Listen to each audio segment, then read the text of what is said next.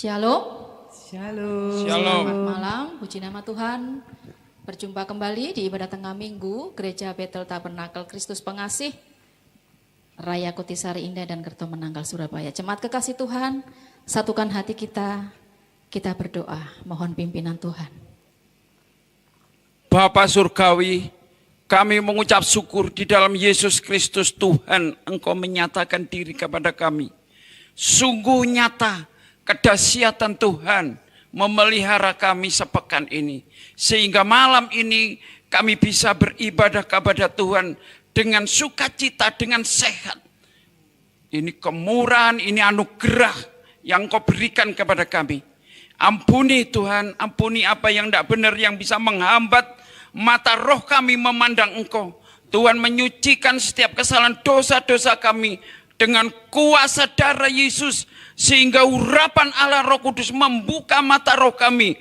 Memandang Kristus Yesus Tuhan ada di tengah-tengah kami. Urapan Allah Roh Kudus mengajari kami menaikkan puji-pujian penyembahan. Terima kasih Allah Roh Kudus dari awal, pertengahan hingga akhir. Ibadah tengah minggu ini penuh dengan kemuliaan Tuhan. Penuh dengan urapan Allah Roh Kudus. Sehingga kami bersukacita. Kami buka ibadah tengah minggu hanya di dalam nama Yesus Kristus, Tuhan Allah yang esa, Bapa kami yang hidup. Haleluya. Amin. Puji nama Tuhan. Shalom.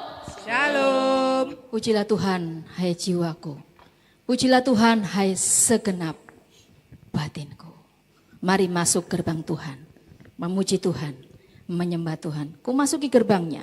Sama-sama.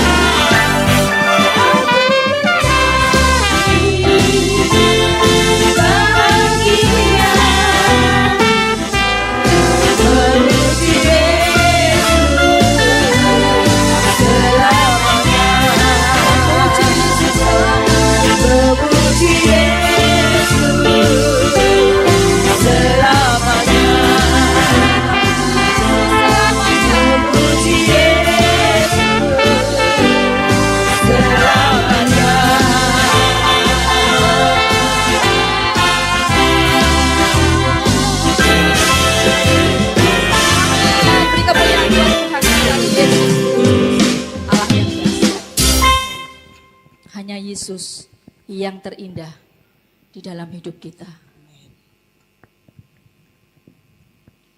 Tiada Allah, tiada Tuhan yang seperti Dia.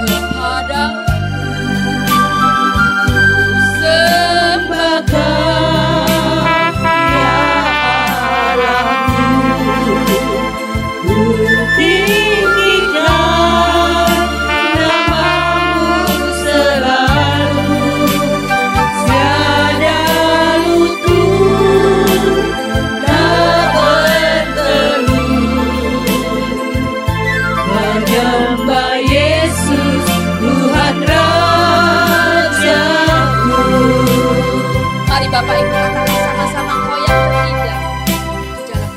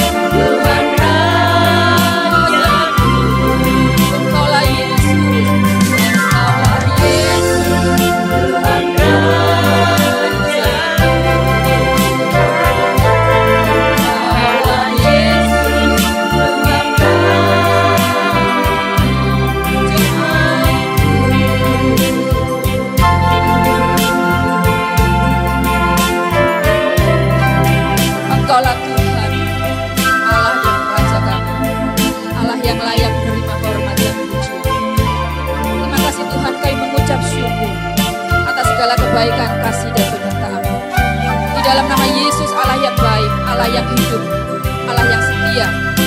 Kami naikkan segala ucapan syukur kami. Amin. Tiba saatnya Bapa, kami mau merendahkan hati kami lebih dalam lagi masuk hadirat-Mu. Karena kami merindu Bapa mendengar suara pesan melalui hamba-Mu yang Kau urapi. Biarlah kiranya kasih anugerah-Mu yang mengurapi hamba-Mu Tuhan boleh menjadi berkat bagi kami semua yang mendengarkan Tuhan. Untuk kami dapat dimampukan untuk melakukannya juga Bapa. Bapa, sembunyikan hamba-Mu di balik salib-Mu, agar benar-benar kuasa otoritas surgawi yang menyertai penyampaian firman isi hati-Mu Tuhan. Terima kasih Bapa. Urapan-Mu turun atas setiap kami. Di dalam nama Tuhan Yesus. Amin.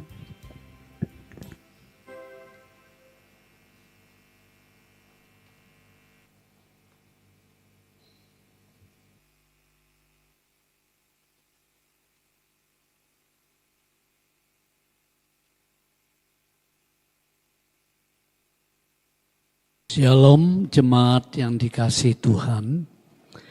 Mari kita kembali membawa hati dan pikiran kita petang hari ini untuk bersama-sama kita kembali belajar merindukan kebenaran Allah. Belakangan ini banyak orang mendambakan mana sih yang benar. Nah begitu saudara. Ada banyak paham-paham di dunia ini yang kadang-kadang membuat manusia itu bertanya-tanya. Apa betul semuanya benar menurut sudut pandang masing-masing? Ini pemikiran yang pertama. Atau semua salah? Karena dalam hidup ini manusia mencari kebenaran sifatnya relatif. Itu pandangan yang kedua. Atau pandangan yang ketiga mengatakan begini. Dari semua kepercayaan di dunia ini mungkin saja atau memang sesungguhnya ada satu yang benar. Yang lain kurang benar. Yang lain tersesat. Yang lain palsu. Nah itu saudara. Jadi ada 3 pandangan ya kalau mencari kebenaran. Saya ulang. Pertama, dikatakan semua itu benar. Karena tergantung sudut pandang masing-masing. Itu sebabnya manusia tidak perlu saling menyalahkan, saling menghina, saling menyerang kepercayaan atau kerinduan manusia dalam saling mencari kebenaran. Tapi yang kedua, semua itu salah. Tapi seolah-olah dibuat benar. Karena dalam kehidupan di dunia ini tidak ada yang sempurna. Semua serba relatif. Makanya ada paham relativisme. Semua direlatifkan. Tidak ada yang esak. Tidak ada yang pasti. Semua relatif. Ini pandangan yang kedua. Yang ketiga, yang terakhir, pandangan ini enggak. Pasti ada satu yang benar. Karena Allah itu esa, satu. Kalau banyak saling benar, itu sepintas masuk akal. Tapi saya menafsir, lah Tuhan Allah ini apa bikin manusia ini jadi bertengkar? Sulit loh. Karena manusia itu pasti suka membenarkan pandangannya sendiri. Jadi kalau Tuhan Allah, kamu benar, kamu benar, kamu benar, kamu benar. Ayo yang rukun ya. Sepintas masuk akal. Tapi realita di lapangan gak bisa. Pasti tengkar itu. Gak tengkar terang-terangan, tengkar dalam hati. Begitu saudara. Itu banyak kali kita lihat dalam situasi perjalanan hidup manusia. Dari abad ke abad sampai abad 21 ini. Nah malam ini kita mau belajar kebenaran sebagai anak Tuhan.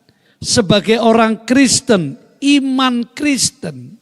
Itu punya dasar, namanya Alkitab. Alkitab, kitab, segala kitab, kitabnya Allah. Saya pribadi 100% meyakini ini kebenaran Allah. Iman Kristen. Andaikan bagi saya tidak ada Alkitab, saudara, bayangkan. Kita mau tahu dari mana? Misal,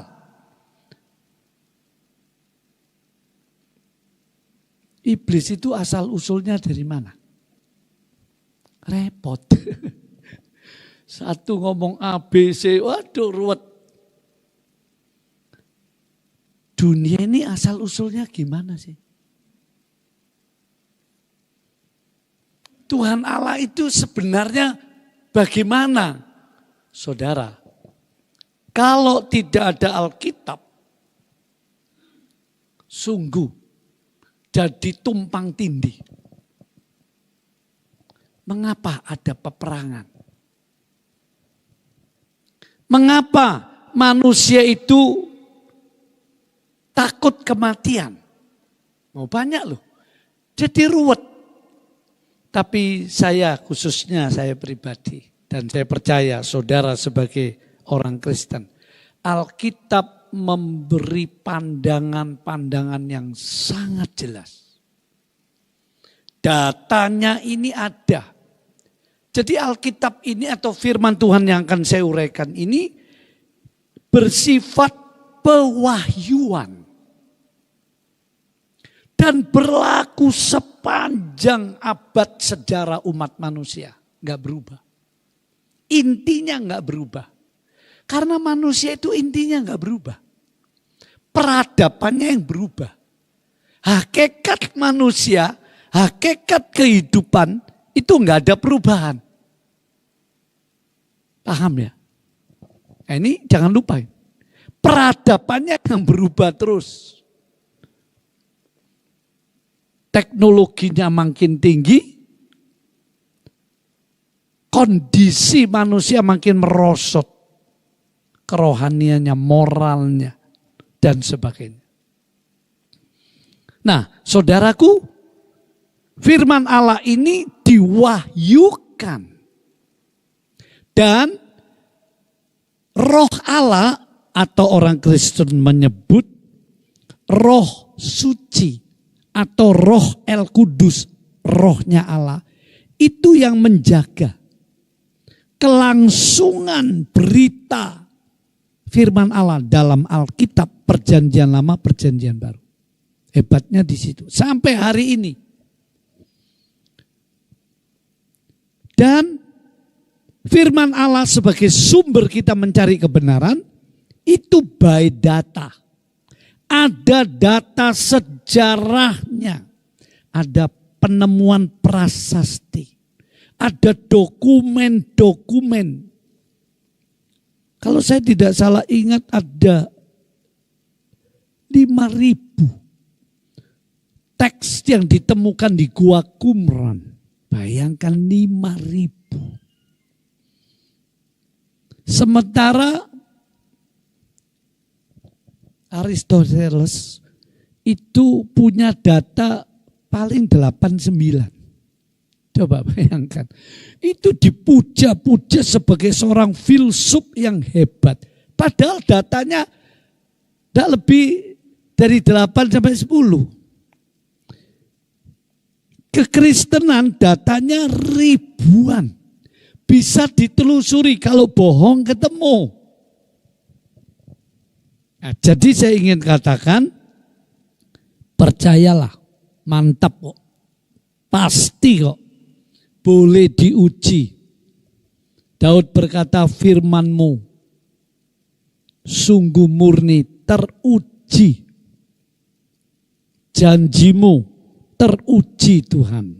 Nah, saya kembali bersama-sama malam ini tentang Lukas 16. Masih ingat? Kehidupan sesudah kematian. Kita lihat saudara, di dalam Lukas 16 itu, saudara boleh buka Kamis yang lalu. Masih ingat saudaraku, bagaimana diceritakan ada orang miskin bernama Lazarus dan ada orang kaya tidak disebut namanya, gaya hidup, penghasilan hidup, kenikmatan hidup berbeda. Tetapi Yesus tidak menekankan kenikmatan hidupnya semasa di dunia. Yesus tidak mempersoalkan status kehidupannya sementara di dunia saat itu, dua golongan ini, miskin, kaya, bodoh, pandai, pejabat dan rakyat jelata. Kira-kira begitu. Yesus gak mempersoalkan. Lukas 16 itu ceritanya ditekankan kehidupan sesudah kematian. Sudah saya jelaskan Kamis yang lalu, saudara, bahwa ada kehidupan sesudah kematian. Itu namanya dunia orang mati, alam bersah. Dalam bahasa Ibrani disebut Hades, Seul, dunia arwah orang mati. Wah, coba saudara perhatikan. Saya pernah khotbah rahasia angka 3. Semua dalam kehidupan mesti melalui 3 tahap. Ya, 3 tahap, saudara. Sekolah hakikatnya begitu. SD, sekolah dasar. 2, sekolah lanjutan mulai SMP sampai SMA atau SMK. Ketiga, mahasiswa, universitas. Selalu 3. TK nggak dihitung, salah. Artinya ya sudah masuk bagian dasar. Sekolah dasar, sekolah menengah, dan sekolah tinggi. Selalu 3. Tubuh, jiwa, roh. Banyak hal selalu 3. Allah sendiri menyatakan diri, dia Esa dalam 3 pribadi. Unik ini. Misteri agung. Tapi faktanya Bapa, Putra, Roh Kudus. Bukan 3 Allah. Allah yang Esa 1 tapi ada 3 oknum. Unik. Jangan kaget. Gampangnya saja seperti kita. 1 tapi ada 3. Tubuh nggak sama-sama jiwa. Jiwa nggak sama dengan roh. Roh nggak sama dengan tubuh. Ya. Nah, masih banyak hal yang menyinggung 3. Malam ini saya kaitkan dengan kehidupan sesudah kematian. Manusia hidup itu pertama dunianya di perut ibu. Lamanya 9 bulan 10 hari itu normalnya. Itu dunia kita, dunia manusia pertama. Gak ada manusia lahir dari batu. Gak ada manusia lahir dari laut tahu-tahu muncul. Yang normal manusia pasti lahir dari seorang wanita, ibu. Dunianya di situ, saudara. Wah, sekarang canggih, kalau ada wanita hamil, ibu hamil, sudah bisa tahu saudara anaknya laki atau perempuan. Ya, di layar di mana dokter ahli kandungan nunjukkan, loh anakmu gini, ini gini, loh gini. Bisa tahu semua. Anak itu hidup dalam dunia ibunya. Ya mungkin gelap atau apa-apa saudara. Tapi dia ngerti loh. Dia ngerti. Kalau ibunya susah, dia terpengaruh. Kalau ibunya suka nyanyi-nyanyi, dia senang saudara. Heran itu. Bayinya Yohanes Pembaptis melonjak-lonjak. Waktu Elisabeth yang mengandung Yohanes Pembaptis ketemu dengan Maria. Perawan Maria yang hamil secara mujizat. Mengandung bayi Yesus. Mereka sepupu ini, bersaudara ini ketemu. Lalu Yohanes Pembaptis melonjak-lonjak bayi. Loh, kok ngerti ya? Makanya ibu-ibu hamil itu hati-hati. Kalau suka ngomelan, wah rugi, bahaya.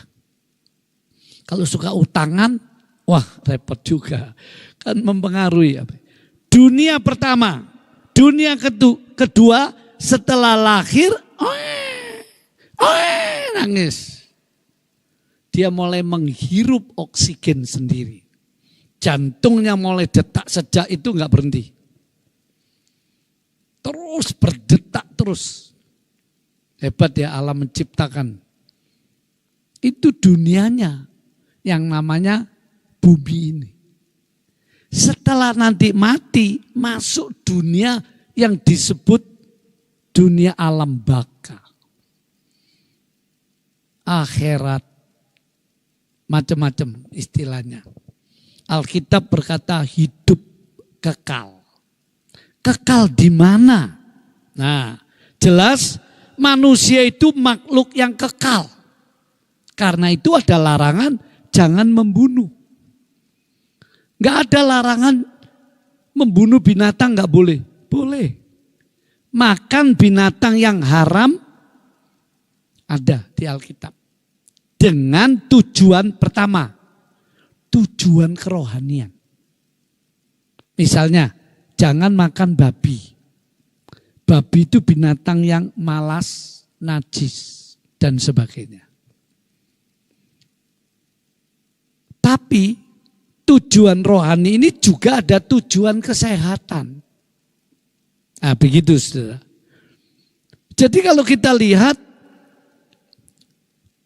manusia itu makhluk yang kekal. Kalau mati, dia pasti menuju kekekalan.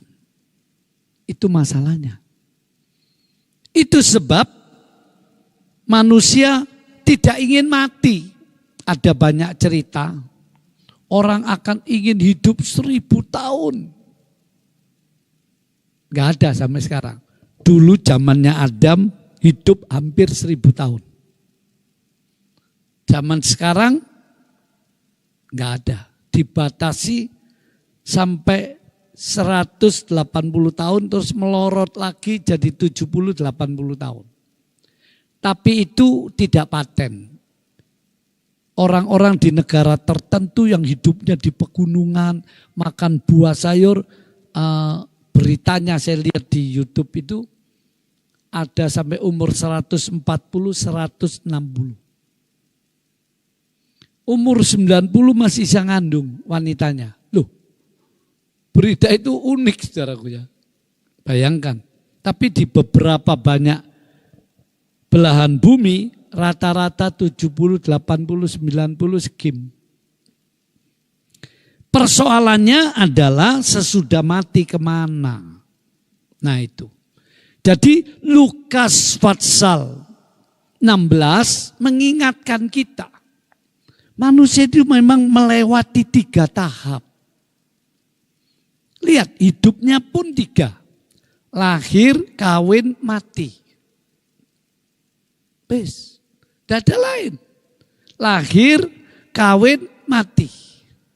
Itu tahapan normal manusia rata-rata begitu. Yang lain tuh hampir tidak ada hal yang terlalu penting. 3 ini yang penting. Lahir, kawin, mati. Itu ya. Lukas 16 menjelaskan tahap terakhir dunia orang mati. Bukan perut ibu, bukan di bumi, tapi di alam bersah, Hades, Seul. Nah, itu dibagi 2, Kamis yang lalu sudah saya jelaskan. Yang di atas disebut Firdaus, tempat roh-roh orang benar yang dibenarkan oleh perjanjian Allah di dalam Abraham, Nuh, dan sebagainya sampai di Musa. Tapi kalau mereka mati, kebenaran itu belum bisa langsung diterima.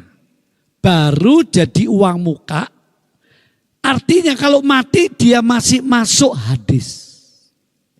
Masih masuk daerah di mana kegelapan iblis menguasai alam maut itu.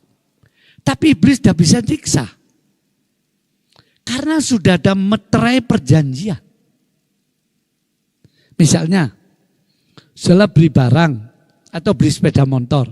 Saudara sudah kasih DP 3 juta. Lalu ada orang lain di showroom, Pak, aku kepingin, oh maaf Pak, ini sudah ada yang beli. Sudah di DP. Belum diambil, tapi orang lain tidak boleh ganggu. Sebab sudah ada hak perjanjian. Itu perjanjian lama. Jadi kalau mati, mereka masuk alam bersah. Sudah saya jelaskan Kemis, masih ingat nggak dibuka? Itu sebab waktu Yesus bangkit, dia bawa tawanan ini untuk ke atas. Tapi setelah Yesus tumpahkan darahnya, mulai penjahat sebelah kanan, itu langsung ke Firdaus. Itu sebab waktu Yesus mati, ruang Maha Kudus, simbol dari kemuliaan takhta kerajaan Allah, itu tirai penghalangnya robek dari atas ke bawah. Lalu jatuh yang di bawah. Tinggal separuh. Wih, kelihatan peti perjanjian. Selamanya di dalam ibadah orang Israel yang namanya kemah Asyahadat, tabernakel, kemah suci. Gak bisa lihat ruangan Maha Kudus. Karena tertutup tirai yang tebal.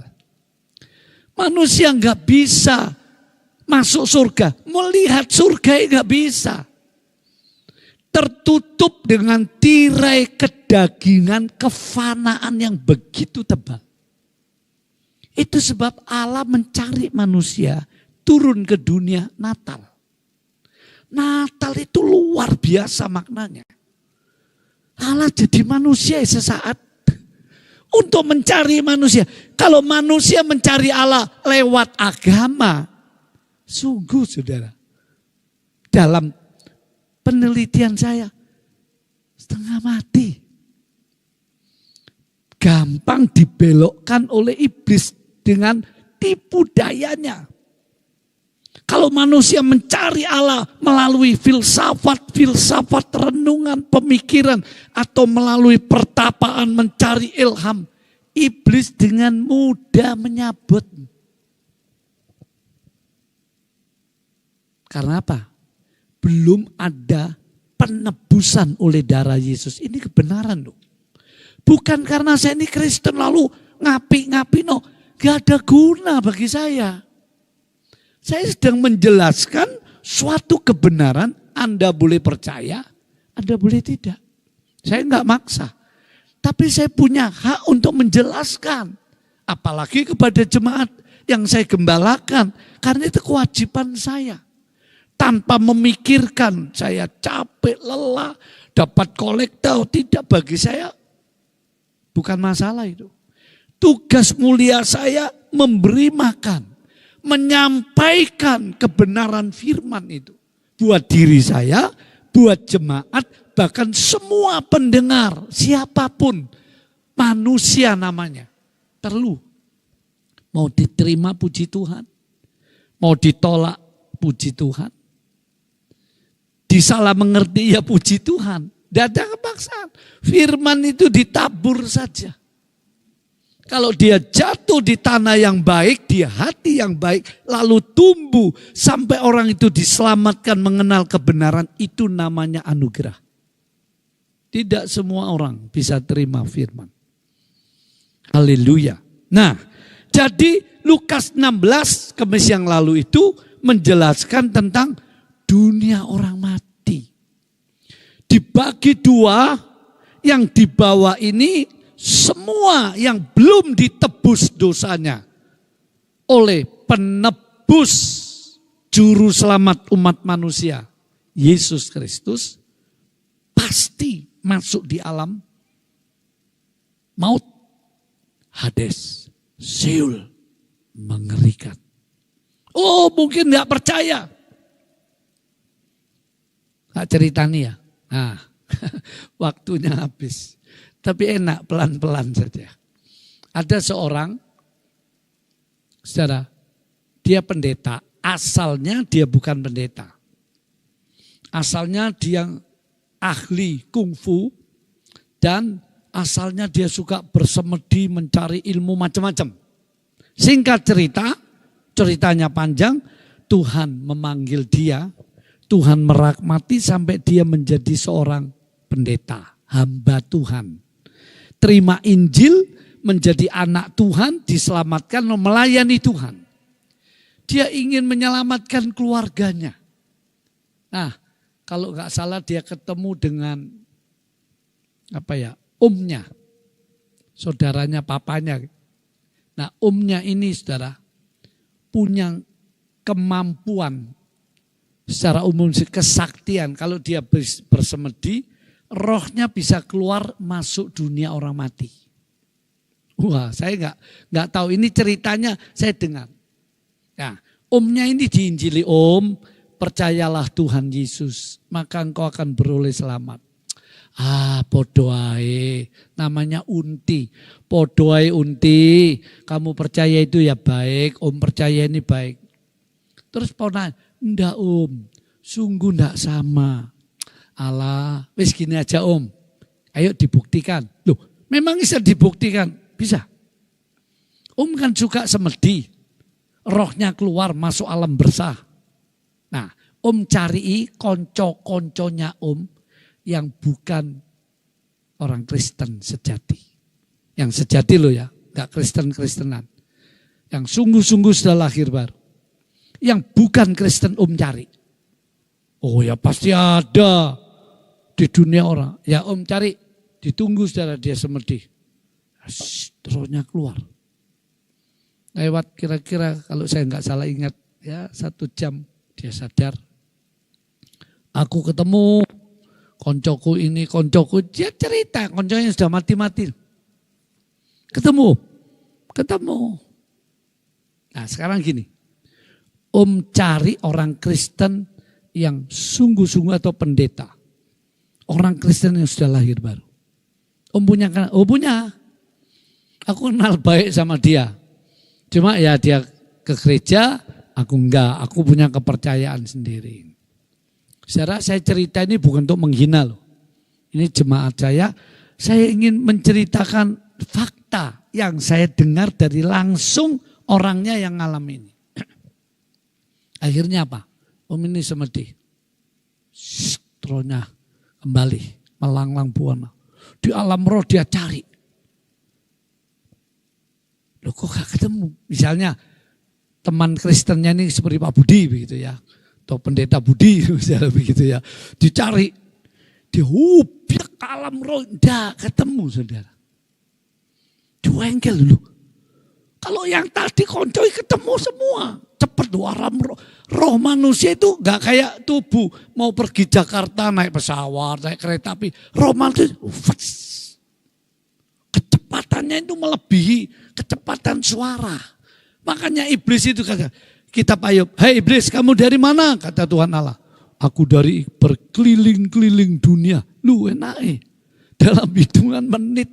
Sebab dia pakai roh, alam roh. Tidak pakai tubuh fana ini. Gitu. Tak ketemu. Begitu sadar ditanyai. "Ketemu om?" "Iya gak ketemu. Nang di koncoku pendeta gitu." Terus dia bukakan Lukas 16. Ini loh om. Dia di Firdaus. Ada jurang yang lebar. Gak bisa. Yang hidup gak bisa ke sana. Yang hidup di bumi. Yang mati gak bisa kembali ke rumahnya. Makanya iman Kristen. Kenapa sih kok gak boleh nyembayangi orang mati? Satu. Semasa hidup hormati ayah ibumu, cintai suami istrimu, anakmu, orang tuamu, kakak adikmu, teman. Kalau sudah mati kita enggak punya hak lagi. Siapa yang berhak? Iblis. Mayatnya Musa itu mau diambil iblis. Jadi iblis rupanya punya hak oleh roh manusia yang di luar Tuhan. Ngeri ya. Tapi yang milik Tuhan, iblis tidak berani. Tidak bisa. Sebab darah Yesus menjaminnya. Luar biasa itu. Itu sebab saudara, iblis paling berusaha melemahkan iman orang Kristen. Ada aliran tertentu yang dicari bukan jiwa-jiwa yang terhilang. Yang dicarinya anak-anak Tuhan. Supaya dibelokkan dari imannya. Alirannya ada itu. Saya suka ketuk-ketuk rumah. Hati-hati. Tanya saja, kamu dari mana gitu ya. Nah, saudaraku, akhirnya om ini sadar. Oh, di situ aku enggak ngerti ya, Undi. Nah ini om, kan ya terima Yesus. Saudara, akhirnya dia mau terima Yesus. Jelas loh. Ini makin penting. Sekali lagi Lukas 16 tidak bicara kamu sukses apa di dunia ini. Yesus enggak bicara itu. Kamu lagi mengalami susah, sakit, penderitaan kayak apa di dunia. Yesus enggak tekankan ini. Yesus tekankan sesudah mati kemana kamu. Itu sebab saya beri istilah begini, tangkap ya. Tuhan lebih mementingkan dan lebih memikirkan nasibmu dalam arti bagaimana nanti jadimu di seberang kehidupan. Bukan bagaimana jadimu sekarang di dunia. Nasibmu di dunia Tuhan pikirkan, Tuhan tahu, Tuhan ngerti. Tapi saya pakai kata Tuhan lebih mementingkan, lebih memikirkan. Itu sebab Lukas 16, Lazarus ini miskin, sampai mati miskin. Tapi sesudah itu dia di pangku-pangkuan Abraham. Ini Firdaus, istilahnya macam-macam. Paradise, bahasa Inggrisnya. Kayak suasana indah, belum surga loh. Alam maut belum neraka. Kemarin sudah saya terangkan. Ini saya jelaskan. Ini kalau nggak ngerti, bingung loh. Dikira mati langsung ke neraka, enggak. Tapi sudah mirip neraka. Ada api siksaan. Setetes air aja nggak bisa. Kenapa kok belum masuk neraka? Sebab masuk neraka itu nanti. Setelah diadili di aras putih. Takhta putih. Kitab Wahyu itu.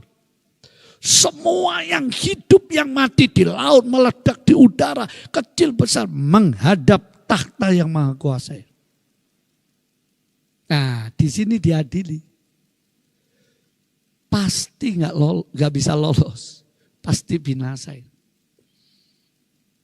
Karena namanya nggak tertulis dalam kitab kehidupan. Jadi ada kitab kehidupan. Ada kitab lain. Nah, untuk mencatat pelayanan saudara, perbuatan baik saudara, untuk dipahalai di mana itu? Di kursi pengadilan Kristus, beda. Anak Tuhan tidak diadili bersama umat manusia di dunia diaras putih, di takhtaan. Enggak di situ. Anak Tuhan setelah rapture pengangkatan, pertemuan di udara, ya pengangkatan, lalu jumpa Tuhan di awan-awan, lalu dibawa masuk. Di kursi pengadilan Kristus satu-satu dipanggil. Seperti perumpamaan itu loh. Yang diberi talenta, lalu Tuhan itu datang. Mana talentaku? Ini Tuhan, aku diberi 5 jadi 10. Oh kamu baik, setia ya kamu. Ini perintah 10 kerajaan. Yang 2, mana ini Tuhan, aku kerjakan dengan sungguh-sungguh 2 jadi 4. Aduh kamu setia dan baik. 4 kerajaan. Yang 1, mana kamu? Aduh Tuhan, Tuhan ini kan orangnya disiplin. Tuhan ini mau enaknya aja, malah dilok-ilok no Tuhannya. Terus talentanya disembunyikan. Artinya apa? Banyak alasan. Untuk setia sama Tuhan, untuk sungguh-sungguh sama Tuhan, untuk melayani Tuhan. Lalu singkatnya Tuhan itu berkata, hai kamu yang malas dan jahat. Malas itu saudara kira enggak persoalan di hadapan Tuhan.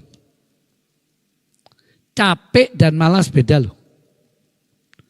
Orang yang enggak berjiwa malas, capek-capeknya masih sergap ya. Tapi kalau orang masih punya jiwa malas, atau terikat dengan kemalasan, capek sedikit sudah gak kuat ya. Karena itu ada ayat, jangan malas, belajarlah kepada semut. Kemalasan itu dosa, di Alkitab disebut itu seperti babi. Saudara lihat babi itu, babi bukan celeng, babi yang di kandang itu. Makan tidur, kawin, makan tidur gitu ya. Nah saya kembali saudara, jadi di kitab Injil Lukas itu dibagi 2, lalu yang di Firdaus itu belum surga, tunggu. Begitu di kursi pengadilan Kristus dihakimi, ya dihitung semua jerih lelah pahalanya. Pokoknya kalau saudara korban dengan ikhlas, tulus, tidak mengeluh, tidak menggerutu, pahalanya ada. Tapi kalau kita korban, entah korban tanah kepikiran, ingin dinilai orang, dipuji orang, kamu sudah terima pahalanya, jadi pahala di surga, nggak ada, coret, hilang. Karena sudah diterima di bumi. Lazarus disebut, lihat Lazarus tidak pernah hidup enak. Maksudnya dia pahalanya ditumpuk di surga semua. Jelas Lazarus ini orang beriman. Sampai di pangkuan Abraham jelas orang beriman. Orang kaya itu mati.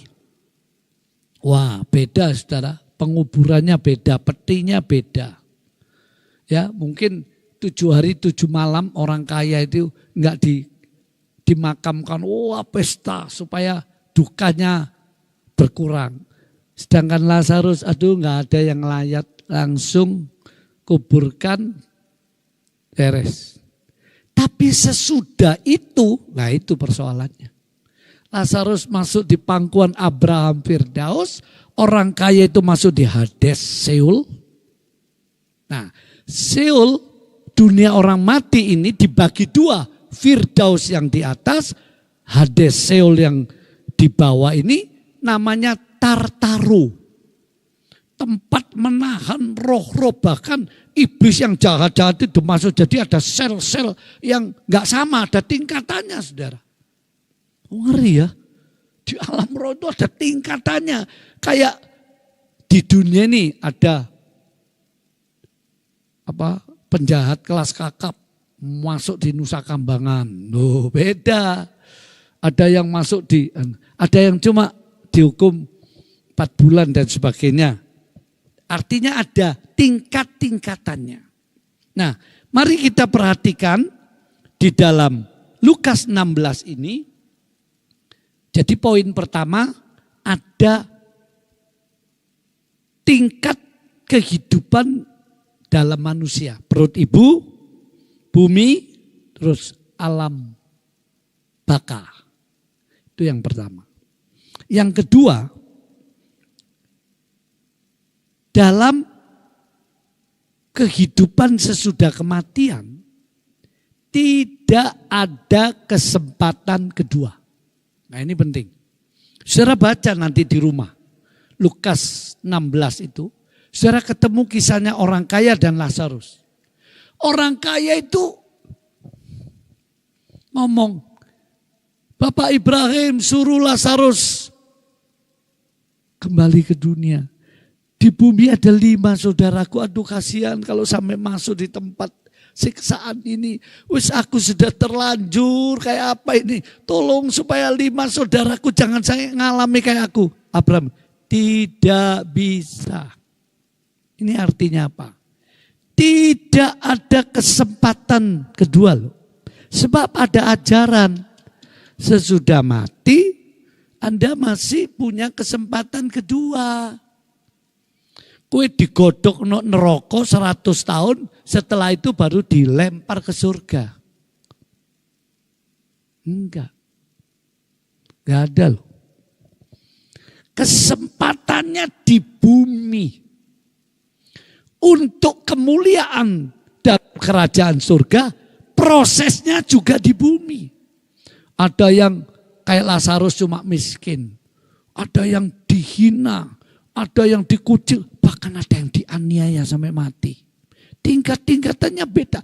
Tapi nanti juga beda kesenangan kemuliaannya.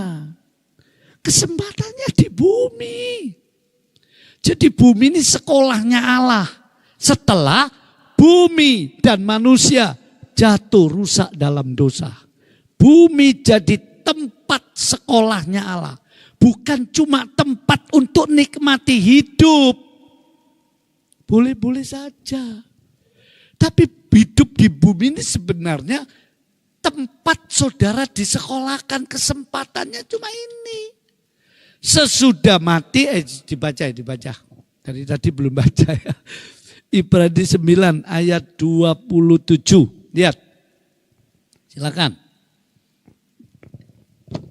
Ibrani 9 ayat 27 demikian.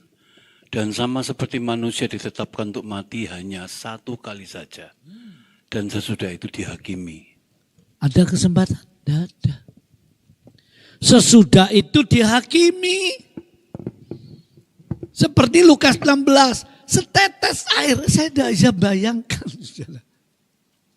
Sampai ada pendeta ngomong gini. Tuhan itu cek murai, cek baik hati. Allah itu baik. Allah itu baik. Tapi pendeta itu, siapa bilang Allah itu baik? Allah kalau sudah kadung kejam, setetes air aja nggak boleh. Saya nggak yakin Allah kejam. Tapi itu bentuk dari wewenang aturan Allah. Di dunia orang mati, setetes air nggak bisa. Duh, bayangkan saudara kayak apa ya hausnya siksa. Orang lebih baik nggak makan, tapi jangan nggak minum. Saudara bisa bertahan, nggak makan apa-apa, tapi minum terus. Tapi kalau nggak bisa minum, waduh, lebih baik mati. Saudara. Tapi mati, setetes air nggak ada. Jadi di sana itu masih bisa makan minum, tapi nggak ada kawin. Makanya orang ini minta setetes air. Jadi Alkitab ini luar biasa. Di sana itu ada tempat. Ada gua-gua. Bacaan itu. Di Tartarus 1 Petrus. Ditaruh di gua-gua yang dalam. Itu roh-roh jahat dikunci di sana. Itu sebab iblis dimasukkan lubang yang dalam Wahyu 20. Lalu 1000 tahun setelah kerajaan 1000 tahun Yesus memerintah bersama umatnya. Baru dibuka, diizinkan keluar. Siapa yang punya berita kayak gini jelasnya kalau nggak Alkitab? Boleh diadu. Silakan. Debaten. Telitin. Alkitab itu fair kok. Datanya akurat. Dan ini juga pengalaman. Ada orang yang dibawa masuk. Saya punya bukunya itu. Penglihatan di neraka. Sebetulnya di neraka ini hadis Seolin. Neraka lebih ngeri, disebut lautan api. Nah, jadi saudara tidak ada kesempatan kedua. Bahaya. Kalau orang diajarkan, oh nanti kamu di sana ada kesempatan kedua. Kamu di dunia nggak apa-apa gini gitu ya, kamu asal korban banyak, kamu asal gini. Nanti kamu yang penting berbuat baik. Nanti di sana ya ditimbang-timbang kamu dikasih kesempatan kedua. Tidak ada. Tidak ada api penyucian di sana. Tidak ada kesempatan lagi. Begitu mati, Lukas 16. Firdaus atau bukan. Cuma itu. Nah itu sebab di bumi ini bukan hanya tempat untuk kita berkarya, kita menjadi berkat, kita berbakti semasa di dunia, kita diproses sedemikian rupa di dalam Tuhan. Juga ini kesempatan untuk percaya, bertobat dan diselamatkan dalam Tuhan Yesus Kristus, Juru Selamat dunia ini. Kalau sudah mati terlambat, saudara. Ya, saya ingat kisah Om Ishak itu, gembala sidangnya GBPS Sawaan. Tiap Rebo dia besuk rumah sakit, dia doain orang sakit. Satu saat dia masuk di ruangan, ada seorang perempuan muda. Dia bilang, Om doa no saya Om. Dia, oh dia ini orang Kristen. Sudah lama karena pernikahan, karena kerjaan. Gak tahu ke gereja, jarang ke gereja. Dan gak pernah ngelayani sama sekali. Terus dia ngomong, Om doa no saya lek sembuh. Saya tak mau jadi guru sekolah minggu lagi Om. Om Ishak, ya ayo sembahyang. Dah, Rebo lagi Om Ishak besuk. Dia ingat, dia parani kamar itu. Kosong. Dia tanya sama perawatnya, Sus, di mana ibu muda ini? Oh sudah meninggal Pak kemarin. Hah? Sudah mati. Lihat. Kepingin melayani lagi, nggak ada kesempatan. Saya heran. Kalau orang Kristen diajak melayani, atur waktumu. Kerja ya kerja, keluarga atur. Saya cucian, saya taruh, saya ngatur ini, saya ngatur ini. Sementara saya kerja, saya nyusun khotbah. Time is money, bukan. Bukan waktu adalah uang. Waktu adalah untuk kesempatan. Kesempatan berdoa kan bisa. Haleluya, haleluya, doa. Tahu-tahu inspirasi, oh ya Tuhan aku ingat ini. Artinya apa ini? Sambil kerja. Tanganku kerja buat Tuhan. Mulutku memuji namanya bisa. Kakiku berjalan cari jiwa. Loh, sambil pergi mau kemana? Oh ketemu jiwa nginjil. Kesempatan untuk menangkan jiwa selagi di dunia. Saya beritahu, ngeri. Kalau Anda sebagai orang Kristen, sebagai pelayan Tuhan, sebagai jemaat Tuhan yang dikasih Tuhan yang ditebus, tapi Anda tidak pernah menangkan jiwa. Korbanmu tidak berarti banyak. Doamu enggak berarti banyak. Kalau kamu enggak menangkan jiwa, bersaksi. Banyak orang senang saksi di gereja. Ditepui tangan. Diundang sana, diundang sini. Saksi di luar, tantangannya banyak. Bisa dilempari batu. Bisa dihina, bisa dikucilkan. Macam-macam. Tapi itu berkatnya, mulianya luar biasa. Sekarang butuh hikmat. Minta pimpinan Roh Kudus aku bersaksi enggak? Nah itu. Ya. Jadi saya kembali saudara, tidak ada kesempatan kedua di akhirat, di alam baka. Semua kesempatan di bumi ini. Baik sebagai orang Kristen diproses untuk dipersiapkan pada kemuliaan kesempurnaan. Baik yang belum anak Tuhan, yang belum selamat, kesempatan untuk selamat. Cari keselamatan, cari juru selamat. Cari kepastian masuk surga. Supaya jelas. Sebab kalau sudah mati, jangan ngomong gini ya, jemaat. Alah, kita itu belum tahu sorga, belum tahu neraka, kayak apa modelnya gitu ya. Kita tahu loh, sebab kita diberitahu. Nih. Sekarang kalau saya memberitahu begini, saudara-saudara, tadi sore saya melihat kereta api benturan dengan mobil di kilometer sekian. Ringsek mobilnya saudara. Saya tanya, saudara nggak perlu lihat. Bisa bayangkan? Halo? Bisa. Saudara terima kertas isinya. Saya tunggu di restoran Bon Cafe di Jalan Gubeng. Bisa bayangkan? Bisa. Ono setik, kursinya enak, ono AC nih. Itu gunanya berita. Siapa bilang, gue gak tahu yang surga neraka kok. Loh ini ada kitabnya. Sehingga dikatakan kita sembayangan walaupun tidak sempurna. Nah jangan bilang begini. Wis pokoknya mati besok terserah haknya Allah. Mau dimasukkan neraka, mau dimasukkan surga, nggak ada yang ngerti. Loh, kalau begitu, Allah ini saya mikir Allah ini apa-apaan lek cara yang ngono. Dituntut supaya manusia ini masuk surga, tapi selama di bumi kesempatannya nggak jelas. Tergantung Tuhan Allah nanti. Enggak lah.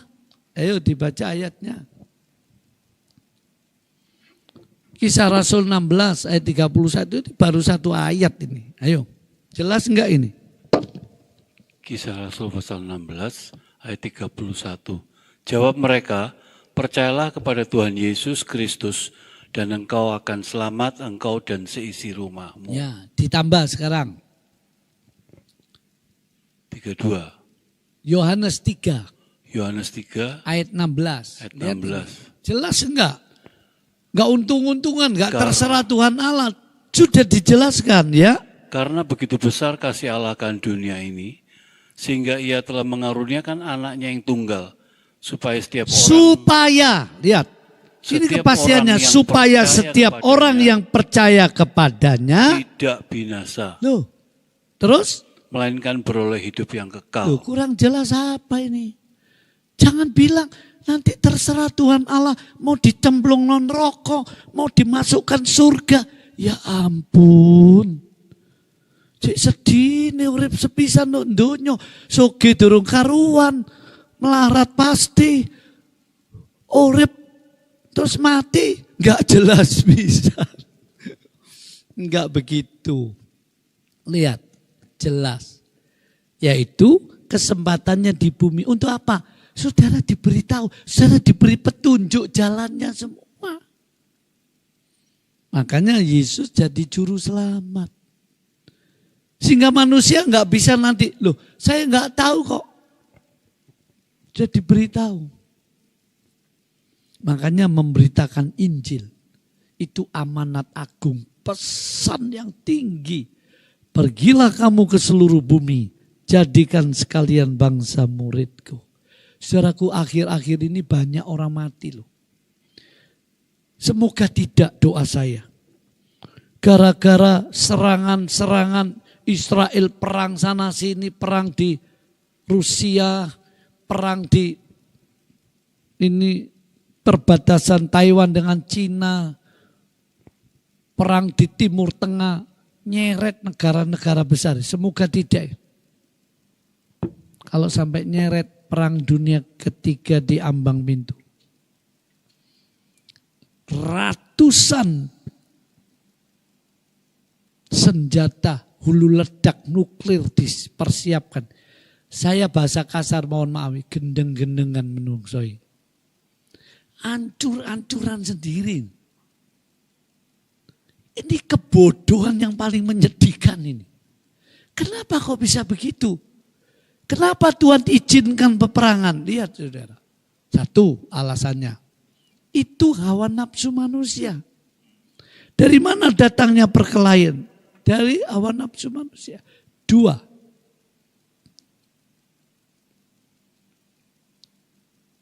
Itu menggenapi nubuat akhir zaman. Kamu akan mendengar deru perang, bangsa melawan bangsa, suku melawan suku loh. Matius 24. Yang ketiga, itu cara menjemput kematian. Yang massal, perang. Iblis kan pembunuh manusia. Dia ingin manusia cepat mati, caranya diajari perang. Apa Tuhan yang nyuruh perang? Ya enggak lah. Sebab surat Yakobus berkata, segala hikmat yang dari atas selalu baik. Mesin-mesin pembunuh perang. Dari mana hikmatnya? Dari iblis. Dari hikmat manusia, dari hikmat iblis. Karena digunakan untuk membunuh orang. Padahal ada ayatnya, jangan membunuh manusia. Kamu akan dibunuh. Bunuh-bunuhan. Ngeri saudara. Nah, dengan adanya situasi demikian, maka pengajaran firman Tuhan tentang hidup sesudah mati makin terasa penting, saudara. Ini kebutuhan yang vital. Anda mungkin tidak terlalu sukses di dunia. Tak apalah. Tapi kalau sampai kita mati nggak jelas. Mengerikan, saudara. Lah banyak orang nggak mikir ini. Ada satu cerita, sabar ya. Ceritanya gini, satu kali iblis itu marah-marah, saudara. Sebab banyak orang jadi anak Tuhan. Banyak orang jadi anak Tuhan. Iblis konferensi dipanggil jenderal-jenderalnya. Saudara tahu, tiap daerah, tiap negara, iblis itu rajanya kegelapan. Asalnya dari malaikat. Tuhan nyiptakan malaikat, tapi Tuhan tidak nyiptakan iblis. Ada ajaran Tuhan nyiptakan iblis. Saya kalau dengarkan ini saya petani, saudara. Alkitab dasar saya. Makin jelas nanti. Nah, begitu konferensi iblis, tiap negara jenderalnya dipanggil. Dari Eropa, dari Asia, dari ini macam kumpul. Tanya, gimana ini? Kok banyak orang masuk surga? Selamat kamu. Goblok semua mau iblisnya. Semua diam ketakutan. Ayo pikir gimana caranya menjauhkan manusia supaya tidak masuk surga. Wah, salah satu jenderal, siap tuanku. Apa idemu? Manusia kasih penderitaan. Oh, iblis enggak. Aku sudah lihat banyak yang ikut Yesus menderita sampai mati, mereka setia. Goblok kamu, ide opo iki? Ngono, saudara. Diam, satunya siap. Paduka mulia. Iblis dipanggil paduka. Kasih kekayaan, kasih kesenangan, nanti kan lupa. Siapa bilang? Malah berkorban untuk penginjilan, untuk pekerjaan Tuhan. Goblok kamu ini. Wah, ngamuk-ngamuk iblisnya. Buahnya ide, saudara. Saya dengar kisah ilustrasi ini. Entah benar enggak. Saya pikir ya benar loh. Cuma kita enggak kelihatan. Ya Pak Joko, benar enggak? Kok tahu? Sudah lihat? Kok mantu-mantu. Lalu gini, setan cilik itu. Paduka, jangan marah-marah. Saya punya ide. Apa? Cepat. Gini Paduka. Biarkan orang ke gereja. Biarkan orang dengar Injil. Jangan dihalang-halangi. Loh, kamu ini biarkan Paduka. Biarkan orang mau kaya, mau apa. Satu, apa? Bisi ono suruh nunda. Menunda untuk bertobat, menunda untuk beribadah, menunda untuk melayani, terlebih menunda untuk terima juru selamat. Begitu nunda-nunda tahu-tahu mati, deleng, Paduka. Langsung pinter gue setan cilik dari ngono, saudara. Betul. Mulai sekarang sebarkan, biarkan. Tapi bisi ono, tunda. Jangan sekarang dong, tunda. Saudara pernah merasa nunda enggak? Halo. Mau korban, tak tunda. Mau, tak tunda. Halo, sering enggak? Saya sering kok, saudara. Nunda loh. Kalau nunda doa sih mending. Nunda terima Yesus ngeri, saudara. Nah begitu, penutup. Kurang 3 menit. Dari Lukas 16, jadi poin pertama, ada 3 dunia. Rahasia angka 3, yaitu di balik kubur ada kehidupan. Sekali lagi disebut alam bersah. Dunia orang mati, alam maut, Hades, Seol, dibagi 2. Yang di atas Firdaus, tempat orang-orang yang ditebus darah Yesus, langsung masuk ke sana. Yang satu Tartaru, tempat penahanan dan penyiksaan. Ngeri, saudara. Kedua, Lukas 16 itu, jangan percaya ada kesempatan nanti di alam baka, nggak ada lagi. Tutup. Kapan? Ketika nafasmu yang terakhir. Wah, kita sering nunda-nunda ya.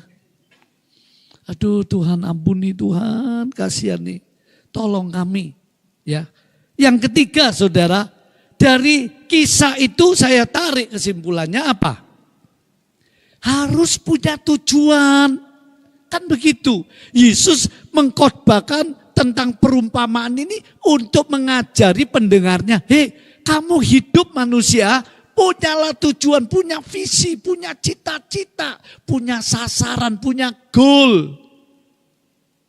Bukan beli rumah 10, bukan nanti jadi seorang yang terkenal, jadi artis yang hebat, jadi pejabat yang semua baik itu.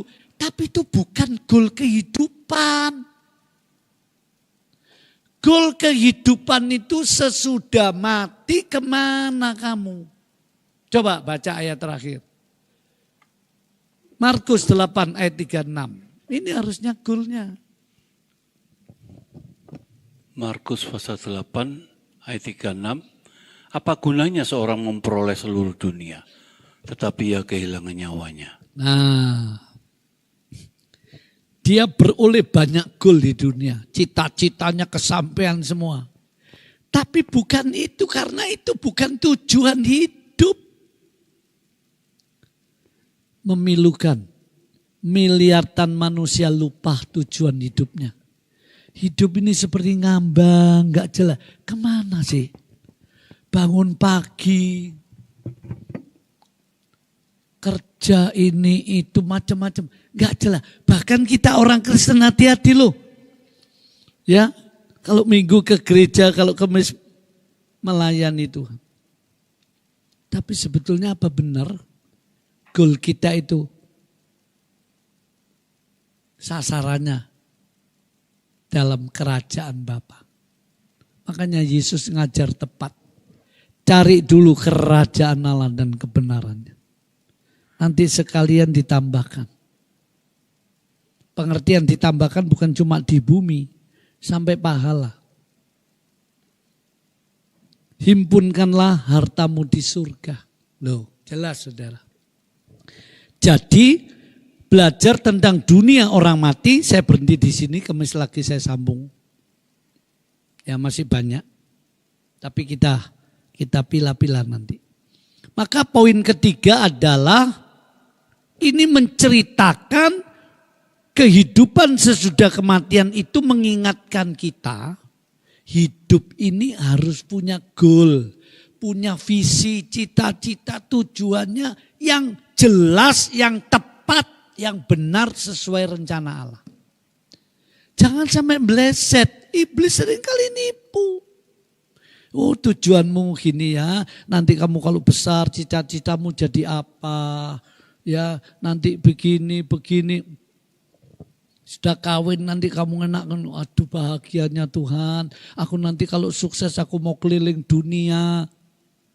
Mati gak jelas. Konyol ya. Tapi itu miliaran manusia begitu loh, coba saudara tanya. Seandainya Bapak meninggal, yakinkah masuk surga? Pasti rata-rata jawabannya. Tidak yakin Pak. Bahkan ribuan orang Kristen sedang begitu. Ayo kita kembali sadar bahwa Tuhan ingin, hei kamu sudah tak selamatkan, kamu punya goal, punya cita-cita, punya kerinduan, punya sasaran. Makanya Paulus bilang Filipi 3. Tinjuku, itu 2 Korintus. Tinjuku tidak memalu angin. Gini, itu namanya ngawur. Aku berlari-lari menuju sasaran, aku melupakan yang di belakang. Apa goalnya? Supaya aku memenuhi panggilan surgawi. Wih, tepat. Makanya dia ngomong Paulus, hidup adalah Kristus, mati untung. Hanya dia yang orang Kristen ini. Karena ini goalnya.